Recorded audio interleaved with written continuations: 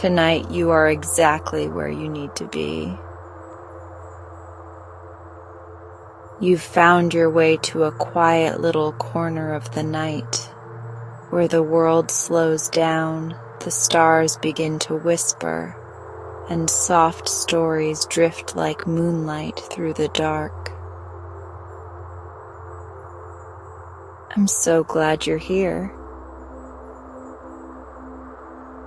Before we begin tonight's story, I just want to gently ask, if you find comfort in these bedtime moments, it would mean the world if you'd take a second to like this video, subscribe, or even share it with someone else who could use a little peace. Your support helps keep this cozy space glowing night after night. Now settle in, let the day melt away, and let's begin.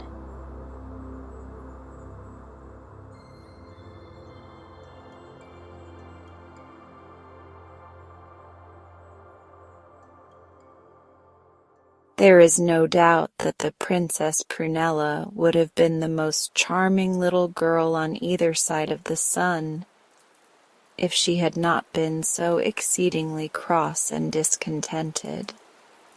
She was as pretty as anyone could wish to see, and as accomplished as all the gifts of fairyland could make her. And she had every bit of happiness that the love of her parents and the wit of her fairy godmother could put in her way. And yet she grumbled and grumbled and grumbled. "Can you not try to be happy just for 5 minutes?" asked the Queen in despair. "How can you expect me to be happy even for 5 minutes, when every 5 minutes is exactly like the last 5 minutes?" sighed the little princess. "It is tea time, Your Highness," said the head nurse coaxingly, "and there are pink sugar cakes for tea." "There were pink sugar cakes yesterday," pouted the princess. "There are always pink sugar cakes unless there are white sugar cakes, and I am equally tired of them both. Can you not tell me something new?" "Let her go without her tea," said the king, who was rather tired of having such a cross little daughter, but the queen only smiled. "The child wants a change," she remarked. "It must be very dull to play alone all day." "Dull!" exclaimed the king. "Why should it be dull? Has not her godmother given her such wonderful toys that they can play with her as well as be played with?" This was quite true, for the very ball that the princess threw to the other end of the nursery could catch itself and throw itself back to her. And it is not every ball that can do that. "What more can the child want?" demanded the king crossly. The queen, however, thought there might be something more. "We must find her a playfellow," she said wisely. "Stuff and nonsense," protested the king. "Why should we bring any more crying children into the palace? However, you must do as you like, I suppose." The king always told the queen to do as she liked when he was tired of the conversation. So the queen smiled again and issued a proclamation at once, to tell the whole world that the Princess Prunella wanted someone to play with, and would be ready to choose a playfellow that day week, at 12 o'clock in the morning. Now, it is not often that one gets a chance of playing with a king's daughter, so it is no wonder that when the princess followed her royal parents into the great hall on the appointed day, She found it filled from end to end with all the little princes and princesses and all the little counts and countesses and all the little dukes and duchesses that the surrounding kingdoms could produce. "I never had a more excellent idea," said the queen, as she seated herself on the throne and looked down at the crowd of children. "Prunella has talked of nothing else for a whole week, and she has not been heard to grumble once." "That's all very well," observed the king a little uneasily, "but it is quite clear that she cannot play with them all. And who knows that so much disappointment will not lead to a war?" The queen did not answer, but turned to her little daughter, who stood by her side. "Do not be in a hurry," she said to her. "So many faces are confusing at first, and you might regret it afterwards if you made a mistake." But Princess Prunella showed no signs of being in a hurry. She just glanced over the sea of faces that were turned towards her, and then looked speechlessly at her mother. The smiles had all gone from her face, and the big blue eyes were filled with tears. "Why, they are all exactly alike," she said piteously. "I cannot tell one from another." And to the astonishment of everyone in the room, she dropped down on the steps of the throne and began to cry. "Dear, dear, what is to be done?" exclaimed the queen in much alarm. "It will look so very bad if all the children have to be sent home again." "It will certainly lead to a war," was all the king said. And then they both looked helplessly at their sobbing little daughter. As for all the children, they were so surprised at hearing how much alike they were that they said nothing at all. And it is difficult to tell what would have been the end of the matter if the princess had not suddenly jumped to her feet again and pointed towards the door. "There is the prince I should like to play with," she exclaimed. "He is not like the others, for he has a wonderful look on his face." Everybody looked round at the doorway, and sure enough, there stood a boy whom no one had noticed before. "Come here, Prince," commanded the princess, raising her voice haughtily. "You may kiss my hand if you like." But the boy drew back with a bewildered air and shook his head. Princess Prunella stamped her foot angrily. "How dare you hesitate when I tell you to come here?" she cried. At this, however, the strange boy turned and hastened out of the room altogether, and a loud murmur of astonishment rose from the children. The king's daughter had never been disobeyed in her life before, and for a moment she was too astonished to speak. "Who is he?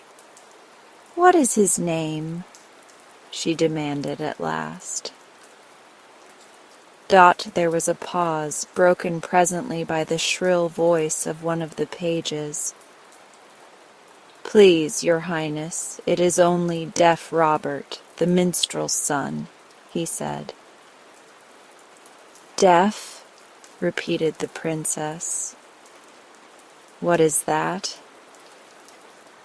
"It means that he cannot hear anything, little daughter," explained the queen. "So, you see, he would not do for a playfellow at all. Besides, he is not even a prince. Can you not choose one of these others instead?" The princess, however, could do nothing of the kind.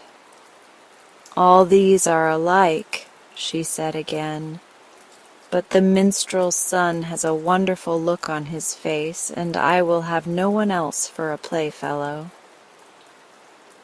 So all the children went sadly back to their homes, and wondered why they were so much alike, and the whole court was made uncomfortable once more by the sulkiness of Princess Prunella.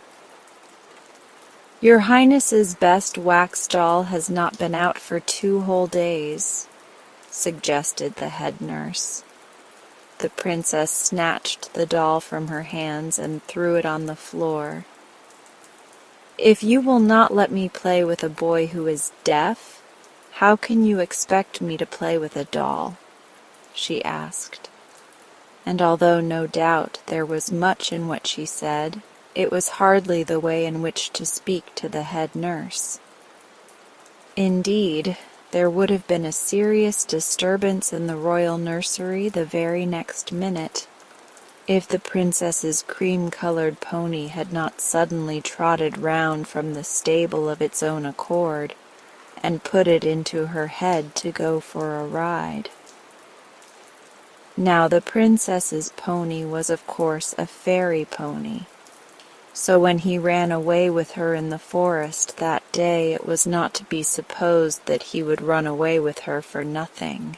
He took her, in fact, for a real fairy ride, all through a fairy forest that began by being quite a baby forest, and then grew and grew, the deeper she went into it, until it ended in being quite a grown-up forest. And the pony never stopped running away until he reached a dear little gray house that was set in the brightest of flower gardens, right in the middle of the forest. The princess slipped off his back and pushed open the little gate and walked into the flower garden.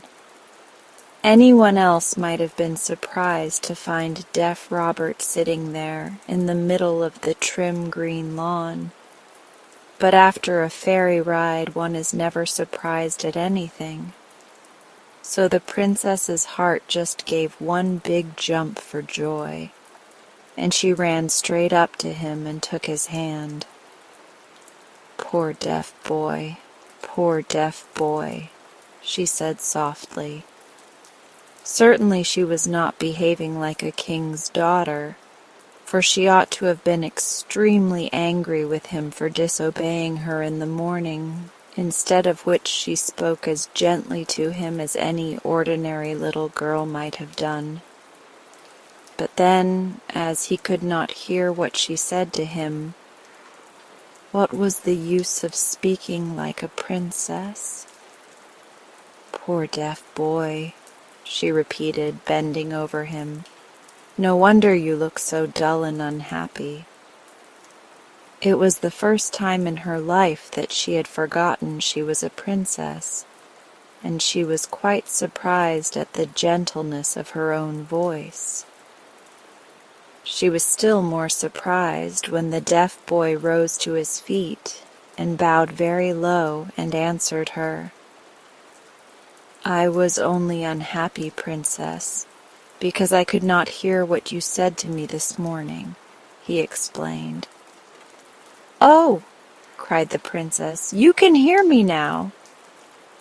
"Ah, yes," said deaf Robert. "I can hear you now because you speak so kindly. It is only when people are angry and speak roughly that I cannot hear them. That is why they say I am deaf."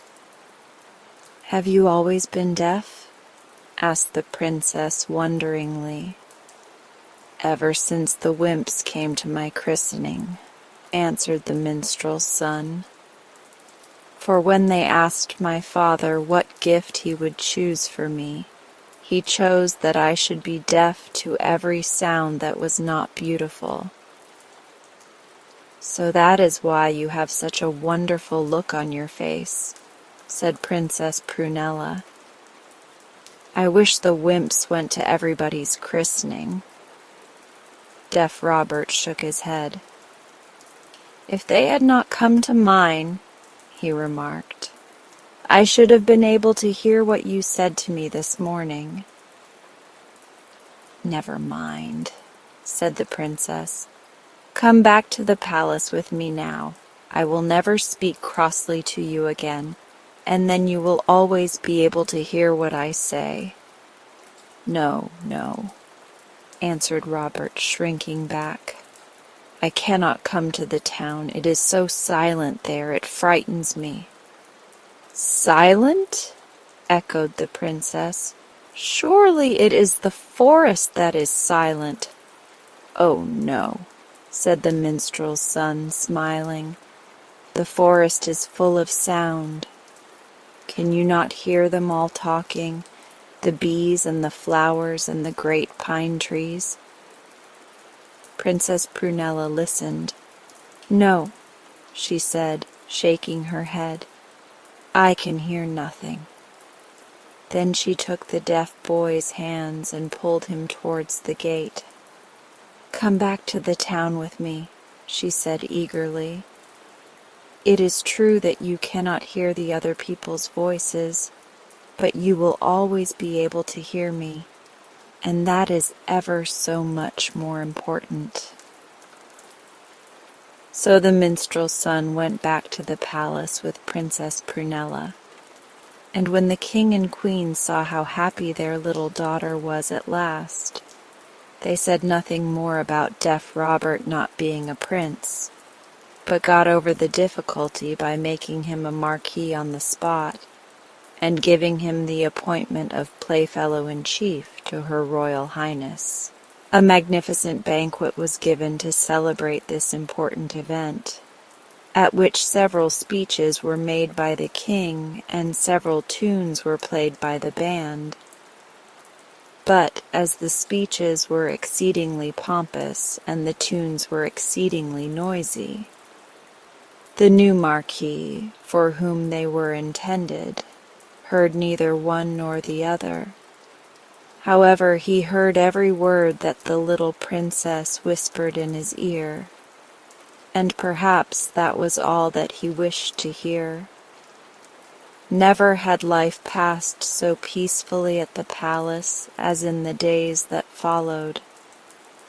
The princess was never heard to utter an angry word, and she went about with a contented look on her face that cheered the hearts of all who knew her. It was indeed a happy day for the court when the minstrel's son came to play with the king's daughter, and everyone rejoiced that the king and the queen had been wise enough to let their little daughter have her own way. But all this while no one thought of the minstrel's son. Now, anybody might suppose that a minstrel's son, who suddenly found himself made into a marquis and playfellow-in-chief to a princess, would be the happiest boy in the world. And yet, although he grew fonder every day of his little playfellow, deaf Robert was the saddest person in the whole court. He grew more and more silent as the days went on, until at last even the princess noticed that he was changed. "The wonderful look has gone from your face," she said to him. "Can it be that you do not feel happy at court?" Then the boy marquis told her the truth. "I am unhappy because I cannot hear the sounds of the town," he said. "Will not your father go and live in the forest for a change, so that we can play there together, instead of in this horrible silent place?" "But I don't want to go and play in the forest," objected the princess. "There are no people in the forest, and I should forget I was a person myself, if I had nothing to talk to but the flowers and the trees." For the first time since they had played together, deaf Robert remembered that he was nearly 2 years older than the little princess, and he smiled in a superior manner. "That is only because you hear all the wrong things," he said. "If you could once hear the sounds of the forest, you would never want to come back to the town." The princess turned red with anger, and she opened her mouth to give the minstrel's son a thorough good scolding, which would certainly have surprised him had he been able to hear it. But she remembered in time that he would not be able to hear it. So she sighed impatiently and answered him as softly as she could. "You are quite mistaken," she said, putting her chin in the air. "If you were a real boy, you would understand." And with that, she turned and left him. It was certainly annoying not to be able to lose her temper whenever she felt inclined. But there was nothing to prevent her from remembering that she was a princess. That afternoon, the princess pricked her finger, and the minstrel's son found out that what she had said was quite true, and he was not a real boy at all. For of course the princess did what any other little girl of 12 years old would have done, and burst into tears, while the minstrel's son, who was quite unable to hear her sobs, only stared at her solemnly, and wondered why her pretty round face had suddenly twisted itself into such a strange expression. "What are you doing, Prunella?" he asked her gravely. "Doing?" wept the princess. "Why, I am crying, of course. That is what you would be doing if you had pricked your finger as badly as I have." She held out her small white finger as she spoke, but the minstrel's son only stared at her as solemnly as before. "Crying? What is that?" he asked. "And why should you do anything so useless? Surely it would be better to fetch a doctor or a piece of sticking plaster." Princess Prunella came to the end of her patience. It had been bad enough to exist for 6 whole weeks without being allowed to lose her temper once. But now that she found she could not even cry with any pleasure, she felt it was more than any little girl of 12 years old could be expected to bear. "It isn't sticking plaster that I want," she said miserably. "When people cry, they want to be comforted, of course." "Do they?" said deaf Robert, looking perplexed. "But if I cannot hear you cry, how am I to comfort you?" The princess was far too cross to be reasonable, though she managed to remember that it was no use letting her crossness appear in her voice. "That's just it," she sobbed. "You ought to be able to hear me cry, and then you would be a real boy." And the princess pitied herself so much for being forced to play with someone who was not real, that she buried her face in her hands and wept more than ever. She half hoped, even then, that deaf Robert would come and kiss her and make friends again, as any nice boy would have done at once. But deaf Robert did nothing of the kind, and when she at last took her hands from her eyes, her playfellow was gone. Truly, the forest had never looked so beautiful as on that day when the minstrel's son hastened through it on his way to his old home. The flowers looked their best, and the birds sang their merriest, and the trees bent their greenest boughs to give him a welcome. But the boy with the wonderful look on his face, who had lived among them for so long, never paused so much as to glance at them, and they only had time to notice, as he passed them by, that the wonderful look was no longer there. On he hurried until he came to the little gray house, set in its garden of bright-colored flowers, and he pushed open the gate and walked in, just as his princess had done 6 weeks ago. The minstrel was at home this time, and he was sitting on the doorstep in the sunshine. He had just composed a new song, and that always made him extremely happy. But he sighed a little when he saw his son come in at the gate, for he too had no difficulty in seeing that the wonderful look had gone from the boy's face. "What is the matter, my son?" he asked anxiously. Deaf Robert wasted no time in greeting him. "Father," he cried, "why did you ask the wymps to my christening?"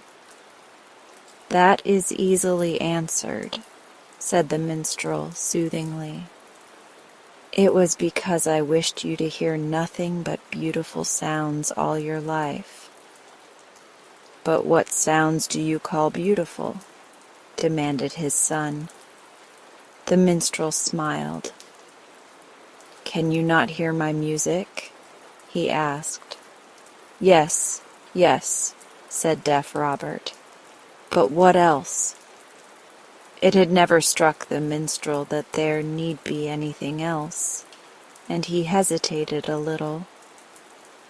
"Well," he said at last, "can you not hear the sounds of the forest?" Deaf Robert looked up at the pine trees overhead and down to the flowers at his feet. "I used to be able to," he said sadly, "but even the forest has grown silent now." Then he clenched his fists and looked imploringly at his father. "Must I live to the end of my days without hearing any of the things that other boys hear?" he cried. "You are a little unreasonable, my son," said the minstrel. "Are not the beautiful sounds of life enough for you?" "Enough," said Deaf Robert. "I want much, much more than that, father. Why, I want to hear the princess cry." "That is nonsense," exclaimed the minstrel. "Tears make a most unpleasant sound, and you would be extremely disappointed if you were to hear the princess cry." The minstrel's son drew himself up proudly.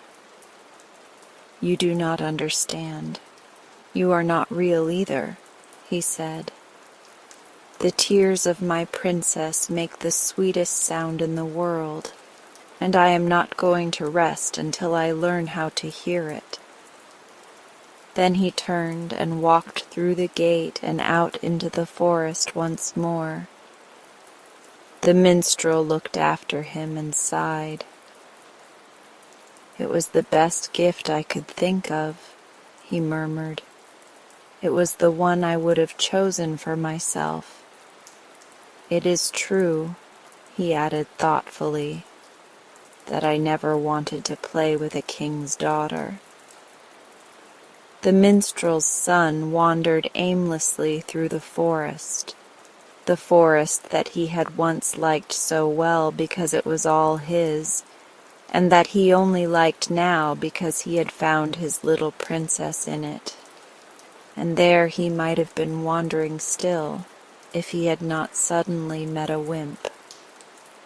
This was not really surprising in that particular forest, for it was just the kind of forest in which any boy of 14 might at any minute meet a wymp.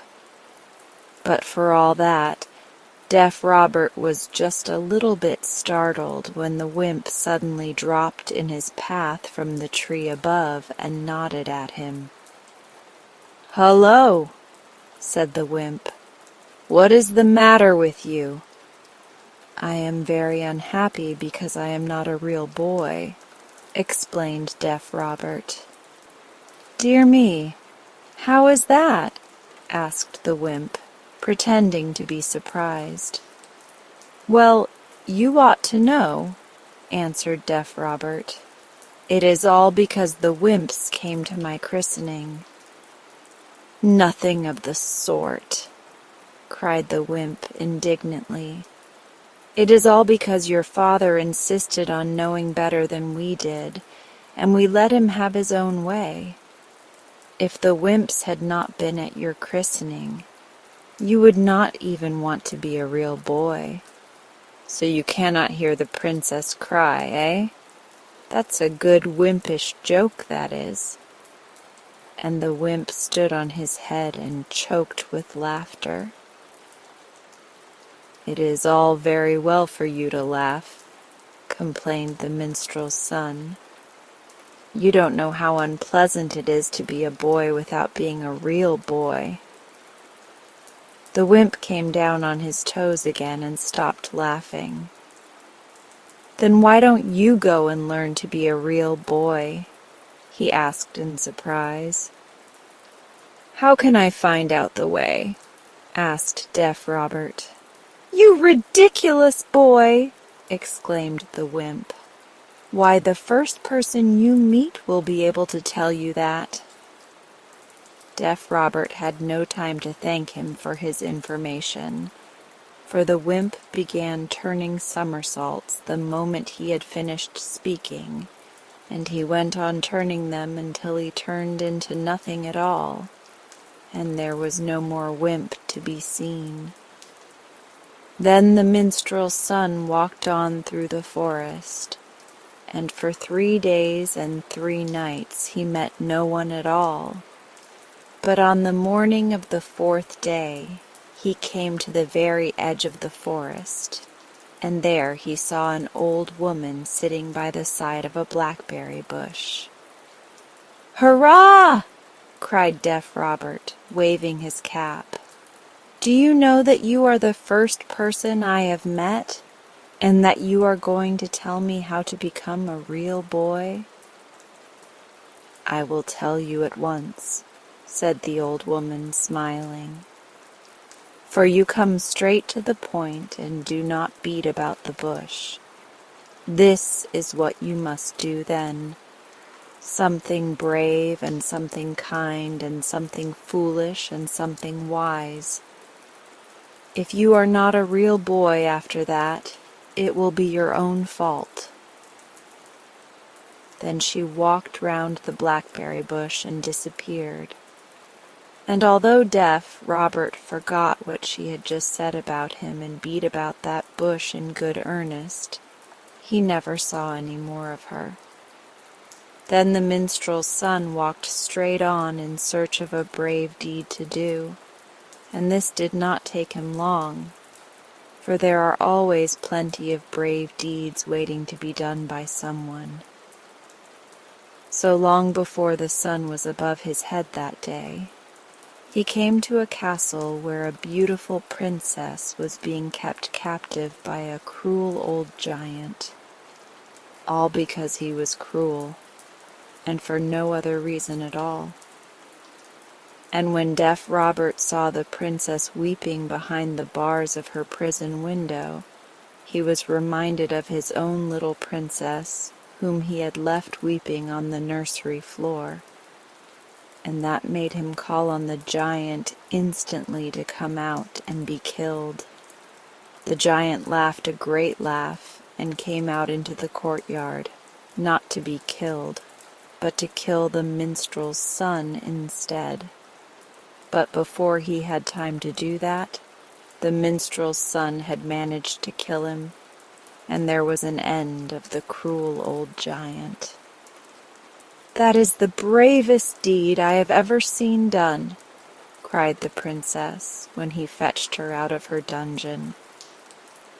"Brave deeds are easily done, then," said deaf Robert.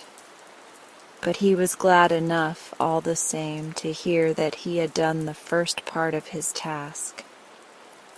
The next thing he did was to take the beautiful princess back to her own country, and that seemed to him a great waste of time, for he could not certainly do his kind deed so long as he had the princess on his hands. But when they reached her country, and the princess told her father how deaf Robert had come out of his way to bring her home, the old king was pleased, and asked him what reward he would like for his trouble. "For," he said, you have done the kindest deed anyone could possibly think of." "No reward for me?" laughed deaf Robert, "for there is my kind deed done without my knowing it." And off he set once more on his travels. After that the minstrel's son wandered about for a great many days, for neither a wise nor a foolish deed could he find to do. Sometimes when he thought he had been wise, the people told him he was cruel and drove him out of their country. And sometimes, when he was sure he had been foolish, they only praised him for his kindness. He grew tired and footsore, and his clothes became old and ragged, and he almost forgot that he had once been a marquis and playfellow-in-chief to a princess. But he never forgot how the little Princess Prunella had looked as she sat on the nursery floor and wept with sobs that he was not able to hear. So 2 years passed away, and still he had not learned how to be a real boy. One day, as he walked along a country road, he came upon a girl driving cows. "Why are you looking so sad?" she asked him. "Because I left my princess crying in her nursery 2 years ago, and I have been away from her ever since," answered the boy simply. The girl burst out laughing. "Well," she exclaimed, "that was a foolish thing to do." "Foolish?" shouted deaf Robert. "Did you say foolish?" "To be sure I did," laughed the girl. "Could anything be more foolish than to keep away from someone whom you want to be with?" "Then I will go back to her this very instant," declared the minstrel's son. "And that would be the wisest thing you could do," answered the girl, and she immediately disappeared, cows and all, which just shows that she must have been a wimp all the while. "Well," said deaf Robert, "there are my wise and my foolish deeds done together, and now I am a real boy." Then off he set homewards as fast as he could go, and although it had taken him 2 years to come away from home, it only took him 2 hours to get back again. So it is clear that the wymps must have had a hand in that too. And just about tea-time he stood outside the nursery door in the palace of his own little princess. It is well to remember that the wymps had come to the christening of the minstrel's son. Otherwise it might seem a little wonderful that the Princess Prunella should have pricked her finger again, on the very day that her playfellow-in-chief came back to her. Anyhow, that is what had happened, and as the minstrel's son stood outside the door and listened, he heard the softest and the sweetest and the prettiest sound he had ever heard in his life. "Hurrah!" he cried. "At last I can hear the princess cry." And he burst open the door and ran into the room, all in his rags and his tatters, and knelt down to comfort the king's daughter. "Only look at my finger," wept Princess Prunella, as she showed him her little hand. Truly, it was impossible to tell which of her small white fingers the princess had pricked. But as the minstrel's son kissed every one of them in turn, it is clear that he must have healed the right one. And that, of course, was why the princess stopped crying at once. Then she looked at her old playfellow and laughed for joy to see him there again.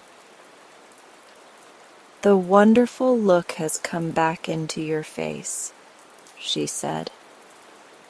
"But it is ever so much more wonderful than before. Dear little playfellow, whispered the minstrel's son. "I can hear the forest sounds again, too. But you were right all the time, and the sounds of the town are much more charming than the sounds of the forest." "Oh no," declared the princess. "There you are quite mistaken, for the sounds of the forest are more beautiful by far. And it is a fact that they have been disputing the point ever since." Prince Picotee had just built a fairy palace on the nursery floor, and he sat back on his heels and looked at it with pride. Surely no one had ever built so fine a palace before in the space of 13 minutes and a half. Not only were there 2 lofty towers that soared proudly upwards until they were actually as tall as the prince himself, but there was a great arched doorway as well, with a flight of steps leading down from it away under the nursery table.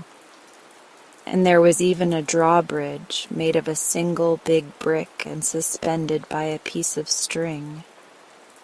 All this, however, might be found in anybody's palace. What made the prince's palace different from everyone else's was just the way the windows were built. They were not built in rows, like ordinary windows, so that anyone could guess how dull and square the rooms were inside. But they appeared here and there as if by accident, sometimes at a corner, sometimes on the top of another window, sometimes under the battlements, wherever, in fact, the little builder prince had felt inclined to put a window. And the most wonderful thing of all was that, however much he tried to peep through them, he could not possibly see what the rooms were like beyond. So the palace he had built himself was full of beautiful halls and rooms and passages that no one would ever be able to see. "No doubt," exclaimed Prince Picotee. "This is the most wonderful palace that ever was built." Just then Dimples, the Prime Minister's little daughter, ran into the room. "How absurd!" she cried. "Why, it isn't a real palace at all." "It is real enough for me," said Prince Picotee. "When I am grown up and a king, I shall have a palace exactly like this to live in."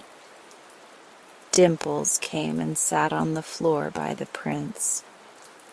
"I shouldn't like to live in a palace that would tumble down directly you pulled out the bottom brick," she observed, placing her fat little finger on the brick as she spoke. The prince seized her hand hastily. "There will be no girls in my palace," he said with dignity. "It is only girls who want to pull down other people's palaces." Dimples put her head on one side and examined the palace afresh. "How untidy your steps are," she remarked. "The top one is shorter than the others, and there is a join in the middle of the second one."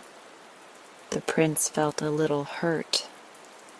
"It is not my fault if the bricks are not all the same length," he said. "Besides, those things do not matter. Only look at my beautiful windows." Dimples looked and burst out laughing. "What funny windows!" she exclaimed. "Why, you can't see into the rooms. What is the use of having a palace when you don't know what it is like inside?" "You don't understand," answered Prince Picotee. "Anybody can see inside an ordinary palace. This is a particular palace, you see." Dimples did not see at all, so she changed the conversation. "What are all those soldiers doing on the table?" she asked. "They are not on the table," explained the prince. "They have been marching since yesterday morning, and they are on the road to my fairy palace."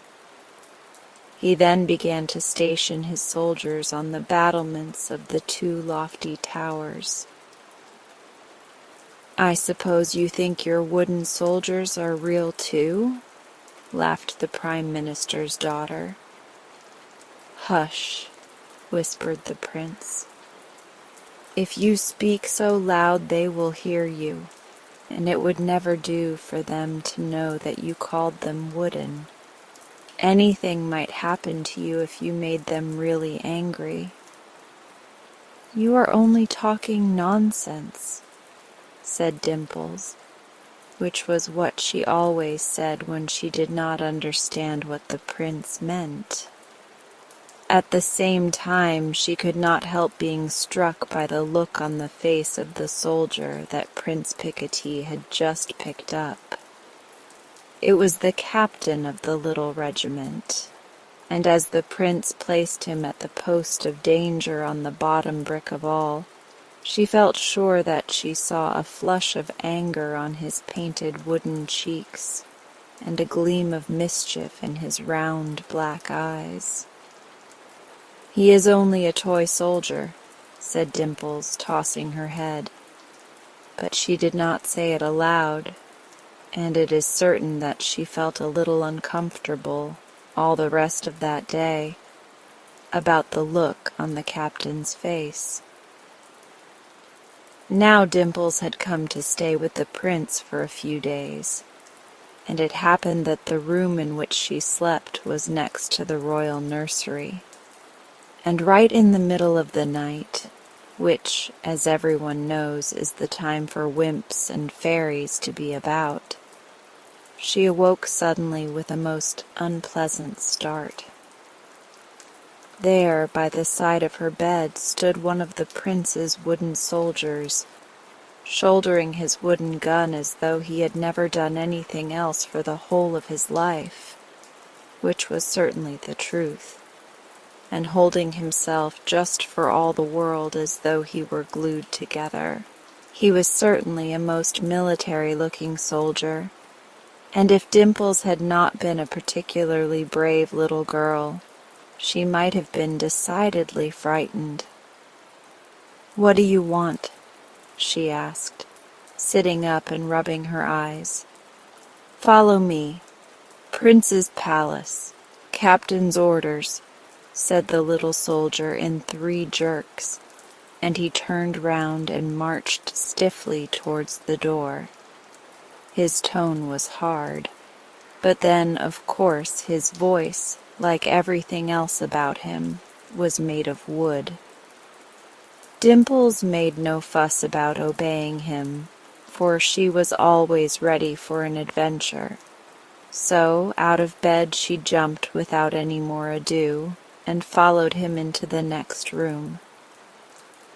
It took them several minutes to get there, because the soldier walked so very slowly.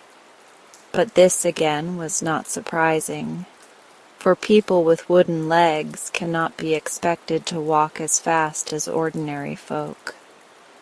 When they reached the nursery, Dimples gave a cry of surprise.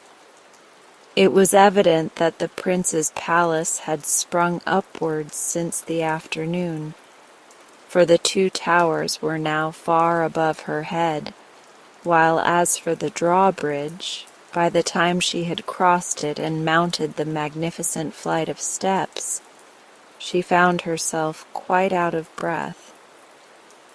"Perhaps it is a real palace after all," she said doubtfully. "Don't mutter. Bad manners. Captain's prisoner," said the soldier in 3 jerks as before. Dimples did not answer, for at that moment she stepped inside the prince's palace and was too breathless with excitement to utter a word. It was indeed no ordinary hall in which she found herself. It was built entirely of oak beams of different lengths, so that in one place the ceiling was low and in another place it was high, In one corner there were several doors, and in another there were several windows. Here an arch tottered perilously over an opening, and there a solitary pillar blocked up the whole of a doorway. It was truly a wonderful palace, as the prince had said, but it was a little surprising at first sight. Dimples, however, had no time to think about it, for at that moment a stern voice was heard coming from below the floor of the hall. "Bring the prisoner here," said the voice. Dimples looked through a hole in the floor, which was not difficult, as the floor was full of holes, and there on the bottom brick of all stood the toy captain.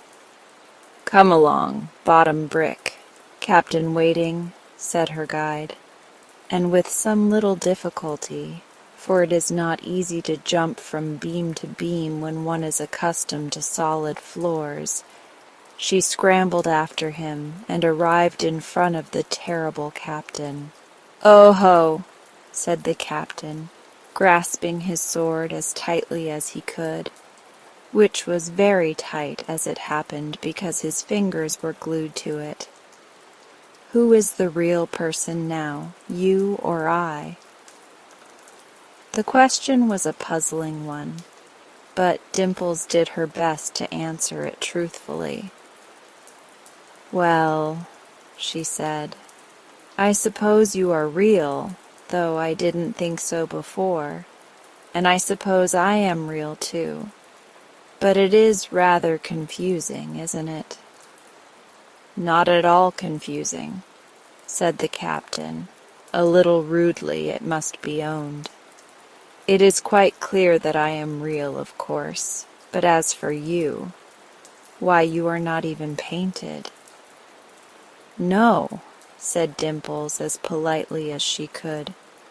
"I am not painted, and I don't think I want to be painted, thank you. Why, I should never feel safe for a moment if I had a face that anybody could wash off with a sponge." At this the toy captain was so furious that he shook with anger from head to foot. "Do you know," he said, "that I have only to pull out the brick on which I am standing, and the whole palace will tumble down on your head?" "Of course I know," laughed Dimples, who was growing less frightened every minute. "But if you do, it will tumble down on your head as well as mine." "That is true," said the toy captain, "but I am a real person, and I am made of wood, so it will make no difference to me." Dimples was obliged to own that there was something in what the captain said, and as she disliked nothing so much as being beaten in an argument, she at once pretended not to be listening. "Oh dear, how hungry I am," she said, yawning. "If you were real and not made up," said the toy captain, "you would never get hungry at all." However, he called out to a soldier, who was mounting guard on the top of a pillar just over his head, and ordered him to bring the prisoner some food. In a few minutes Dimples found herself in front of a curious meal, served on round cardboard dishes and consisting of 1 red jelly, 2 raw mutton chops, a bunch of grapes, and a slice of salmon.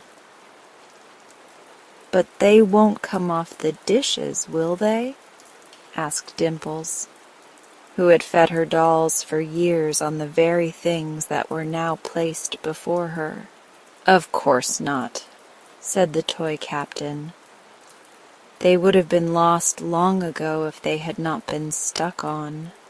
What more can you want? If you were a real person, as you pretend to be, your appetite would be taken away by the mere sight of dishes like those."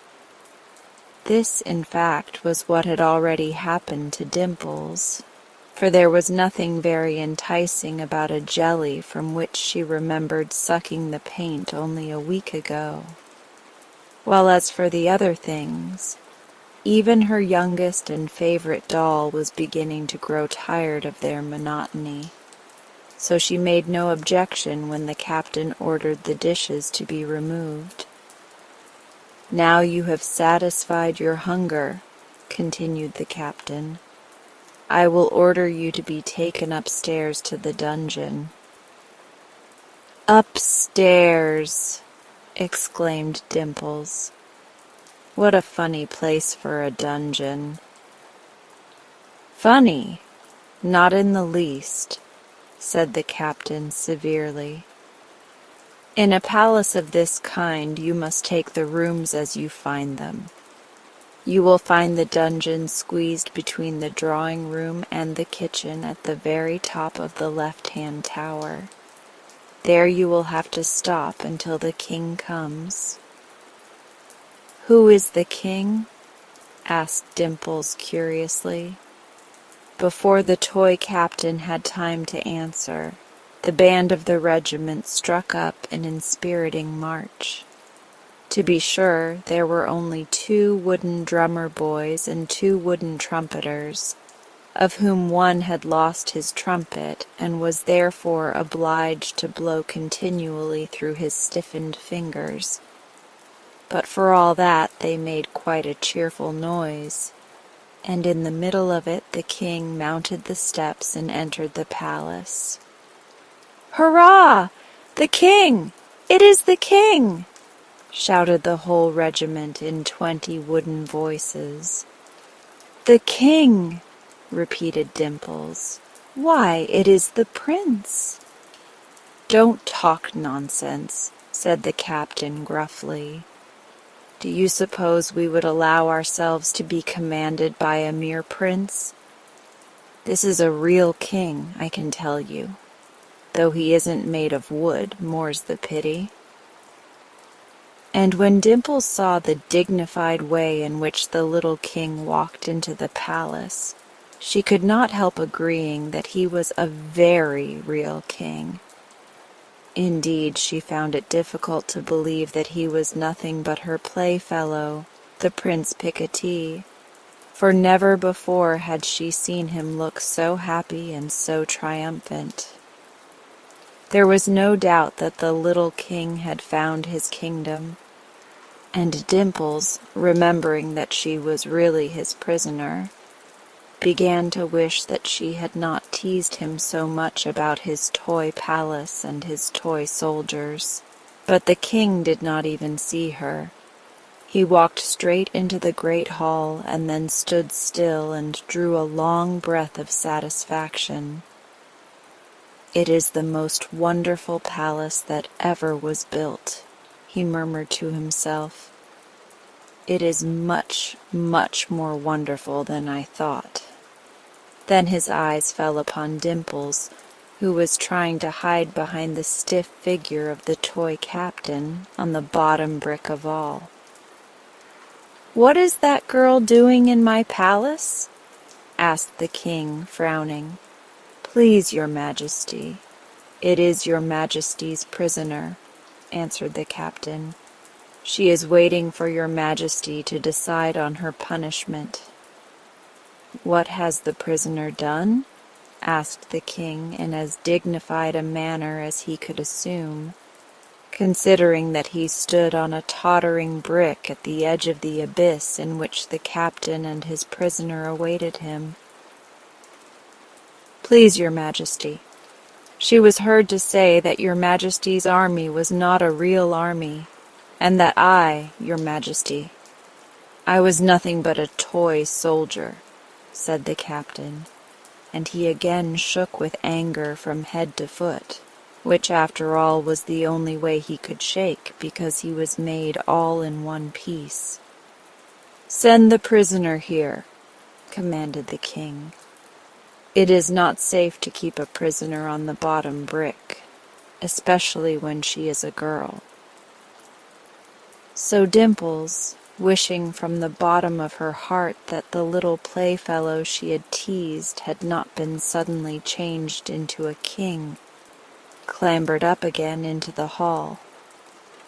"Prince Picotee," she said in an anxious undertone as soon as she was near him, "I do think it is a real palace now.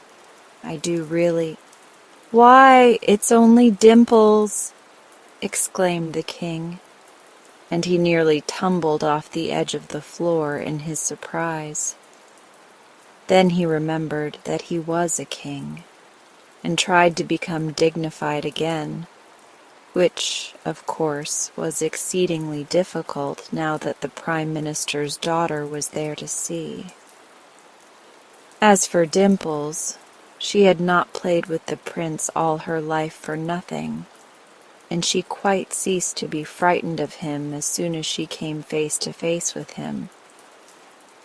"If you let that nasty captain punish me, I'll tell them all you are only a little boy and not a king at all," she whispered, and her round little face twinkled with merriment. The king wavered.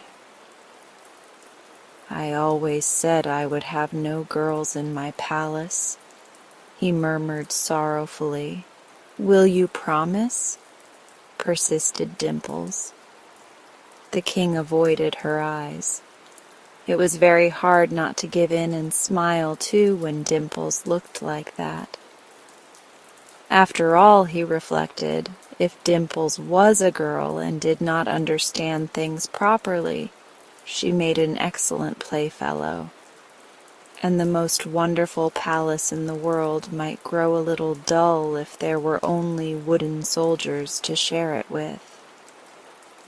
So the king made up his mind and took the prisoner by one hand and waved his other in a royal manner to the captain. "I will talk it over with the prisoner," he announced, "so do not let us be disturbed.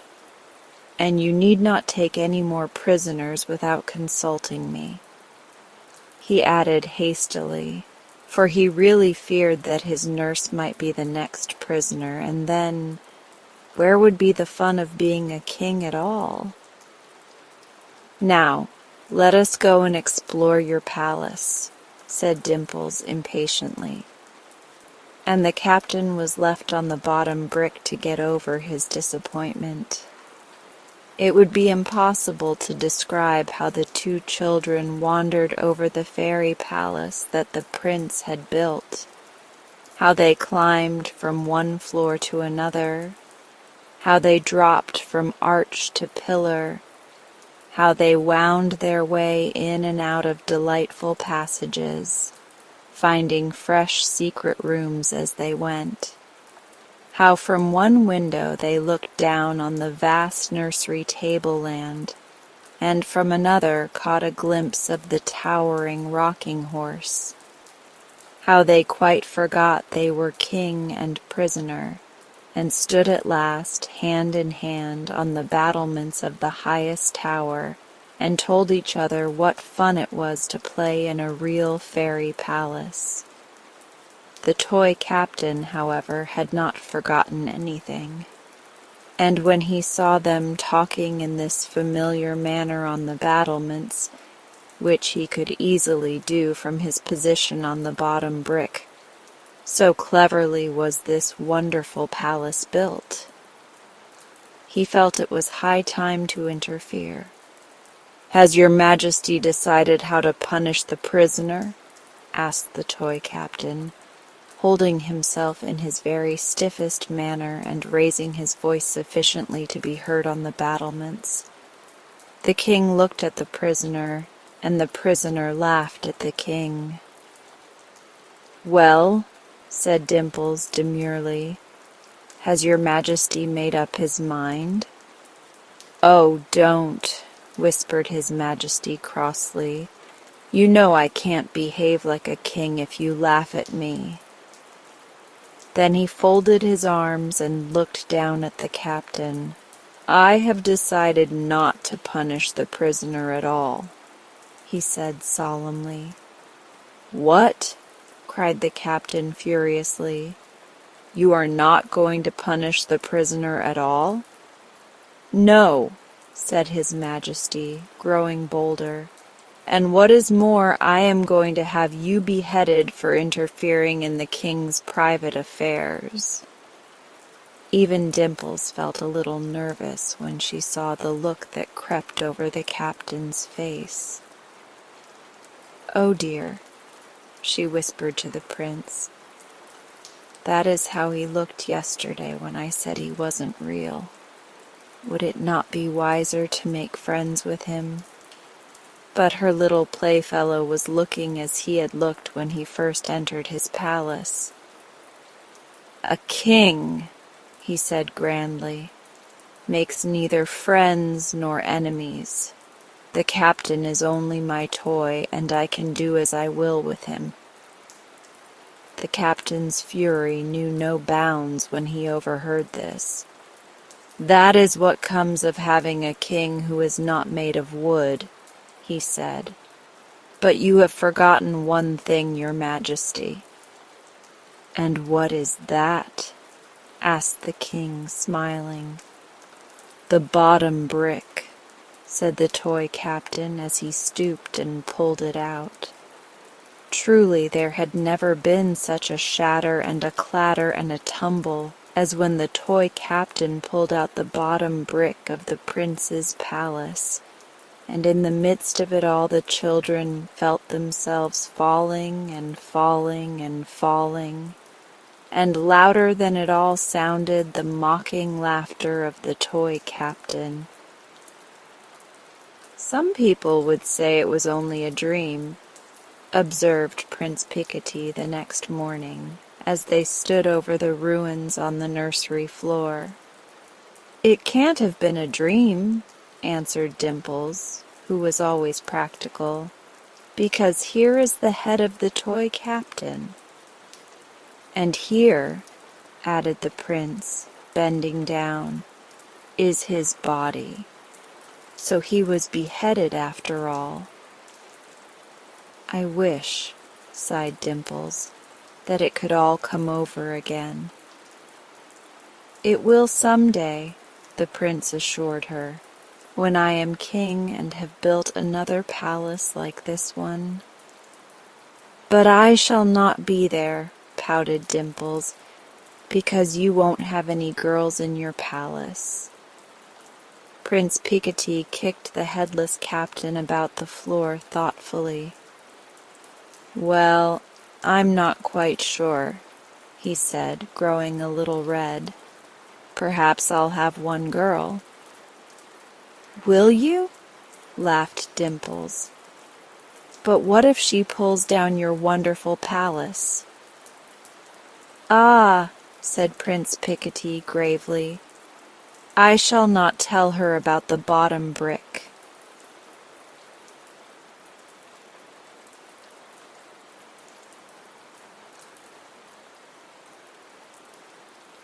And now as we come to the end of this session, if you're still awake, I would like you to feel the calm you've created within yourself.